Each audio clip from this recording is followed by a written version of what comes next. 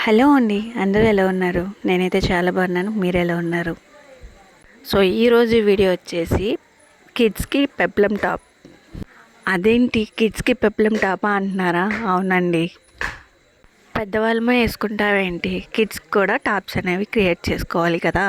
So మా ఇంట్లో అయితే ఒక చిన్న లిటిల్ బేబీ ఉంది. సో తన కోసం నేనైతే ఈ ఫ్యాబ్రిక్ తీసుకున్నాను. తన కోసమనే కాదు, మామ్ అండ్ డాటర్ కాంబో కోసం. సో నా టాప్ అయితే ఇంకా నేను స్టిచ్ చేసుకోలేదు. ఫస్ట్ అయితే పాప కోసం డిజైన్ చేస్తున్నా.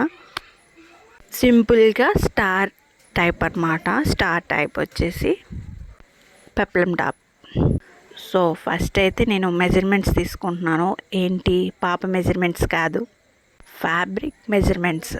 4 వైపులా ఒకేలాగా ఉండేటట్టు, సేమ్ ఇంచెస్, కరెక్ట్ ఇంచెస్ ఉండేటట్టు చూసుకుంటున్నాను అనమాట. ప్రజెంట్ అయితే 4 వైపులా ఒకేలాగా మెజర్మెంట్స్ 18 ఇంచెస్ 18 ఇంచెస్ 18 ఇంచెస్ అనమాట.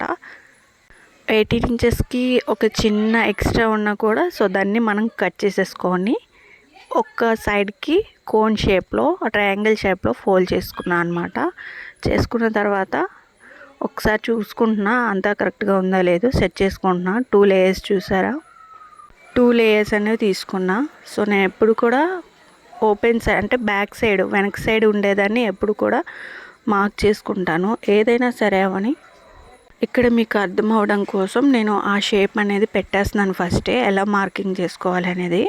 చూడండి, దీనికోసం మనం పెద్దగా ఏం కష్టపడవలసిన అవసరం లేదు, చాలా సింపుల్గా అయిపోయింది. ఫస్ట్ అయితే చూసేయండి, front neck back neck length అయితే చూసుకుంటే సరిపోయిద్ది అనమాట. మిగతాదంతా నార్మల్ అని. స్క్వేర్ షేప్లో 2 పీసెస్ తీసుకొని దానికి ఆపోజిట్ డైరెక్షన్లో 2 పీసెస్ అనేవి పెట్టేసుకొని దాన్ని ఫోల్డ్ చేసి సెంటర్ పాయింట్కి అయితే నేను ఇక్కడ మార్క్ చేసుకుంటున్నాను అనమాట. సెంటర్ పాయింట్కి, సో సెంటర్ పాయింట్ అనమాట అది మనకి నెక్కి అండ్ ఆర్మ్ హోల్ లూజ్కి. సో అది మెయిన్ అనమాట. సో నేను ఇక్కడ చాక్ పీస్తో గీస్తున్నాను అనమాట.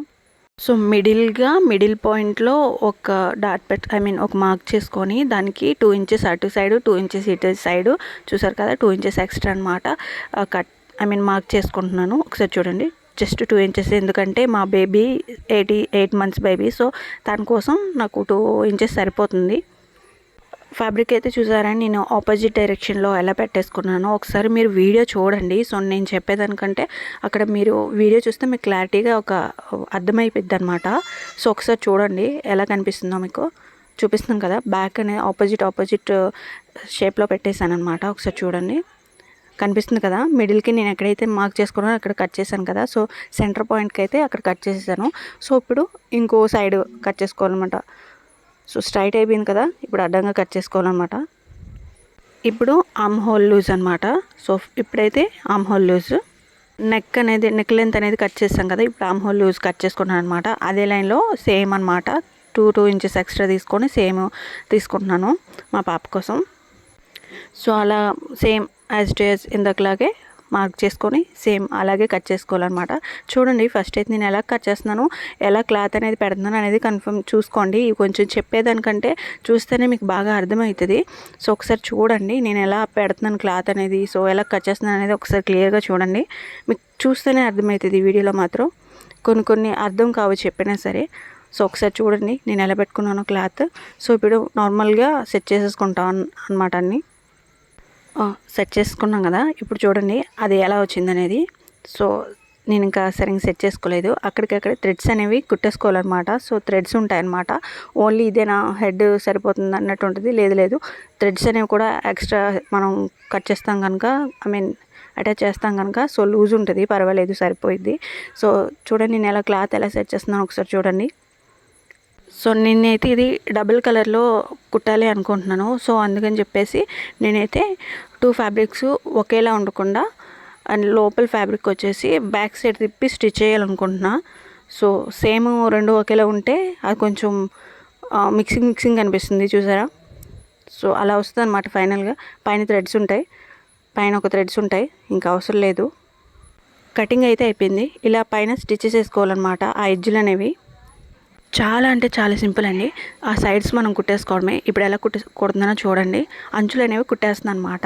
సో డబుల్ ఫోల్డ్ చేసేసి ఒకసారి మీరు క్లియర్గా అబ్జర్వ్ చేయండి, నేను ఆ ఫోల్డ్ ఎలా చేస్తున్నాను అండ్ క్లాత్ ఎలా పెడుతున్నాను అనేది. ఇప్పుడు స్క్వేర్ షేప్ వస్తుంది కదా, ఆ స్క్వేర్ షేప్ని దీనికి ఆపోజిట్ మిడిల్లో ఇంకో స్క్వేర్ షేప్ రావాలి. సో నేనైతే నాకు ఒకేలాగా ఉంటే ఇష్టం ఉండదు. సో ఒకేలా ఉంటే కలిపేసి కుట్టేసినట్టు ఏదో మిక్సింగ్లా అనిపించింది. సో నేనైతే లోపల ఉన్న లేయర్ని వచ్చేసి దానికి ఆపోజిట్ రివర్స్లో పెట్టేసుకుంటున్నాను అనమాట. ఈ పైన లేయర్ వచ్చేసి ఆ వర్క్ ఆ పెయింటింగ్ ప్రింటింగ్ అనేది బయటకు కనిపించేలా పెడతాను అనమాట. మీకు ఫైనల్గా వీడియో లాస్ట్ ఎండింగ్లో చూపిస్తాను, ఒకసారి చూడండి వీడియో లాస్ట్లో అనమాట. సో ఇక్కడైతే నేను స్టిచ్ చేసేసుకుంటున్నాను. ఎప్పుడైనా సరే ఫ్యాబ్రిక్ని బట్టి మనం డిజైన్ సెట్ చేసుకుంటే బాగుంటుందండి. ఎప్పుడైనా సరే ఒక్కొక్క ఫ్యాబ్రిక్కి ఒక్కొక్క డిజైన్ ఉంటుంది. ఇప్పుడు ఈ డిజైన్ వచ్చేసి కాటన్లో కుడితే అది సెట్ అవ్వదు. ఏ ఫ్యాబ్రిక్కి ఆ డిజైనే బాగుంటుంది అనమాట. కాటన్ డ్రెస్ కుట్టాల్సిన టైంలో ఇలాంటి ఫ్యాబ్రిక్ యూజ్ చేస్తే అస్సలు బాగోదన్నమాట. అందుకే ఎప్పుడు కూడా ఫ్యాబ్రిక్ని బట్టి డిజైన్ సెట్ చేసుకోవాలి, డిజైన్ బట్టి ఫ్యాబ్రిక్ సెట్ చేసుకోవాలి ఎప్పుడు కూడా. నేను దీనికి హెమ్మింగ్ అలాంటివి ఏం యూజ్ చేయట్లేదండి, జస్ట్ నార్మల్గా మడత పెట్టి కుట్టేస్తున్నాను.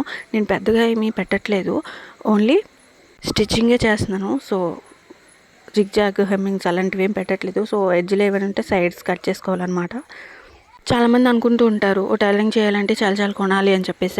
అలా ఏమీ లేదండి. జస్ట్ నార్మల్గా ఒక టేపు, ఒక చాక్ పీస్, ఒక సిజర్, మనకు నచ్చిన ఫ్యాబ్రిక్ ఉంటే చాలు. లేదు సింపుల్గా అయితే కుట్టేసుకోవచ్చు. లేదు ఇంకా మాకు డిఫరెంట్ మోడల్స్ కావాలి, ప్యాటర్న్ టైప్స్ కావాలి అనుకుంటే మాత్రం వాటికి సంబంధించిన ప్రొడక్ట్స్ కొన్ని ఉంటాయి, అవి కూడా మనం తీసుకొని అప్పుడు మనం స్టిచ్ చేసుకోవాలన్నమాట. ఇక్కడ చూస్తున్నారు కదా, సో ఆ సైడ్ అనమాట మనం తర్వాత స్టిచ్ చేసుకోవాలి. ఫస్ట్ అయితే మనం థ్రెడ్స్ యూస్ చేస్తామని చెప్పాను కదా, సో థ్రెడ్స్ కోసం అయితే నేను ఇక్కడ ఎలా కుట్టాలో చూపిస్తున్నాను చూడండి ఒకసారి. నేనైతే ఇవి 4 పీసెస్గా కట్ చేసుకున్నాను అనమాట. ఫస్టే కట్ చేసుకొని అవి బ్యాక్ సైడ్ తిప్పేసుకొని వాటిని ఒక స్ట్రైట్గా స్టిచ్ చేసేస్తున్నా. చూడండి స్ట్రైట్గా అయితే స్టిచ్ చేస్తున్నాను. స్టిచ్చింగ్ చేసుకున్న తర్వాత అవి రివర్స్లో తిప్పుకోవాలన్నమాట. అవి ఎలా రివర్స్లో తిప్పుకోవాలనేవి కూడా నేను మీకు చూపిస్తాను వీడియోలోని. చాలామంది అనుకుంటున్నారు టైలరింగ్ చేయాలంటే చాలా కష్టపడాలి, చాలా టైం వేస్ట్ అవుతుంది, అది ఇది అని చెప్పేసి. లేదండి, నేను చెప్పే సలహా ఏంటంటే టైలరింగ్ చేయాలంటే ఫస్ట్ ఉండాల్సింది పీస్ ఆఫ్ మైండ్, కొంచెం ఆలోచన ఉండాలి. ఏంటంటే కొంచెం ఇంట్రెస్ట్ మొత్తం దాని మీద పెట్టాలన్నమాట.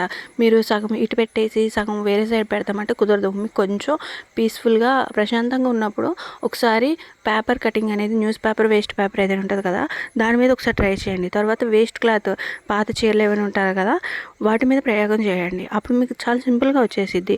సో నేను ఎక్కడ టైలరింగ్ నేర్చుకోలేదు, కానీ నేను కొన్ని కుడతా ఉంటాను, ఎందుకంటే నాకు ఇష్టం అనమాట. ఫస్ట్ ఇంట్రెస్ట్ ఉండాలి. ఇక్కడైతే చూడండి, నేను ఓన్లీ చీపురు పుల్ల అనేది కొబ్బరి చీపురు పుల్ల, సో దాంతో నేను రివర్స్ చేస్తున్నాను అనమాట.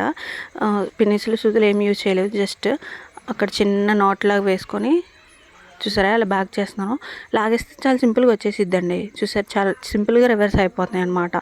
జస్ట్ ఇలా అంటే అలా వచ్చేస్తుంది. కాకపోతే మీరు కొంచెం శ్రద్ధగా చూడాలి. ఒకసారి యూట్యూబ్లో చూస్తూ ఉండండి, దొరుకుతాయి ఇలాంటి వీడియోస్. సో నేను కూడా మీకు ఇలాంటి వీడియోస్ చాలా పోస్ట్ చేస్తూ ఉంటాను అనమాట. సో మిస్ అవ్వకుండా అయితే నా ఛానల్ చూడండి. ఇలాంటి మరిన్ని వీడియోస్ కోసం నా ఛానల్ అయితే చూస్తూ ఉండండి. సో మీకు తప్పకుండా నేను మంచి కొత్త మోడల్స్ అయితే మీకు పరిచయం చేస్తాను. సో మీరు కూడా సింపుల్గా కుట్టుకునే విధంగా నేనైతే మీకు చూపిస్తాను అండ్ మంచిగా ఎక్స్ప్లెయిన్ కూడా చేస్తాను. సో నా ఛానల్ అయితే సబ్స్క్రైబ్ చేసుకొని బెల్ ఐకాన్ క్లిక్ చేస్తే మీకు ఎప్పటికప్పుడు నోటిఫికేషన్ అనేవి మీకు వచ్చేస్తూ ఉంటాయి. సో ఇప్పుడైతే నేను అక్కడ స్టిచ్చింగ్ అనేది చేస్తాను అనమాట. థ్రెడ్స్ అయిపోయింది కదా, రివర్స్ కూడా తిప్పేసుకున్నా. ఇప్పుడు ఎలా అనేది పెట్టుకోవాలో మీకు చూపిస్తాను అనమాట. రివర్స్లో చూసారు కదా, నేను లోపల లేయర్కి వచ్చేసి లైట్ కలర్ ఉండేలా చూసుకున్నాను.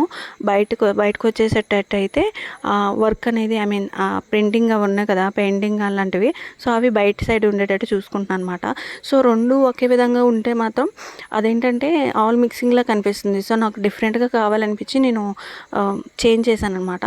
సో మీకు కూడా కావాలి అనుకుంటే మాత్రం ఖచ్చితంగా మీరు డైరెక్ట్గానే కుట్టేసుకోండి. లేదు అనుకుంటే ఇలా నాలో ఒకసారి రివర్స్లో ట్రై చేసి చూడండి ఎలా వచ్చిందో. సో నాకైతే చాలా బాగా వచ్చింది, బాగా నచ్చింది. నేను పెట్టే విధానం నాకు నచ్చింది, సాటిస్ఫై అయ్యాను. సో మా పాపకు కూడా వేసి చూపించాను అనమాట. సో అదైతే మీకు తమ్నైల్లో చూసారు, మా పాప వేసుకున్న ఫోటో ఉంటుంది. సో ఇలాంటి ఫ్యాబ్రిక్ యూస్ చేసి పిల్లలకి అనేది వేయటం వల్ల ఏంటంటే కొంచెం కంఫర్టబుల్గా ఫీల్ అవుతారు, లైట్ వెయిట్ ఉంటాయి ఫ్యాబ్రిక్స్. సో ఇలాంటి వాటికి ట్రై చేయండి. నేనైతే రెండు ఇప్పుడు అటాచ్ చేసేస్తాను అనమాట. లోపల సైడ్ నుంచి ఆ థ్రెడ్స్ ఉన్నాయి కదా, నేను కుట్టేసుకున్న థ్రెడ్స్. సో అవి లోపల సైడ్ నుంచి పెట్టేస్తున్నాను.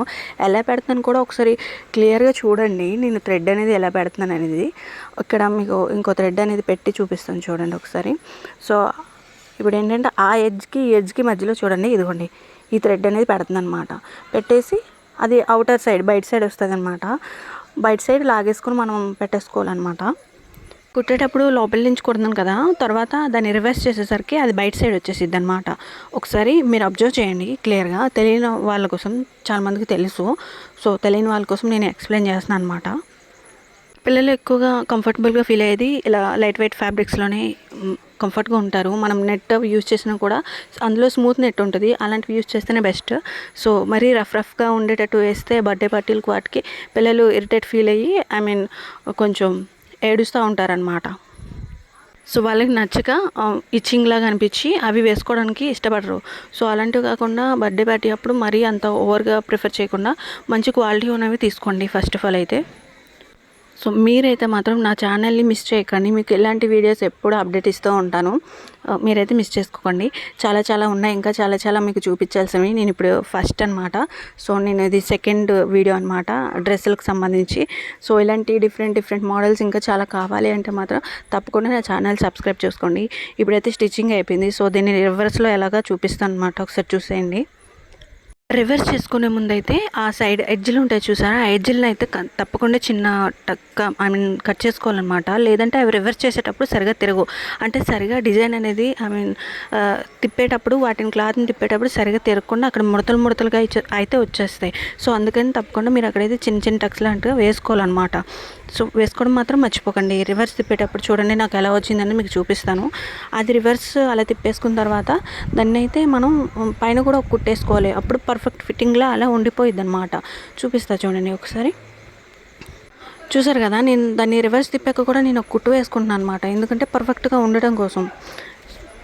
ఎప్పుడు కూడా మీరు ఏంటంటే కుట్టేటప్పుడు కూడా 1-2 సార్లు చూసుకోండి మేము కరెక్ట్గా కుడుతున్నారా లేదా అని చెప్పేసి. చూడండి ఫైనల్గా అయితే ఇలా వచ్చింది.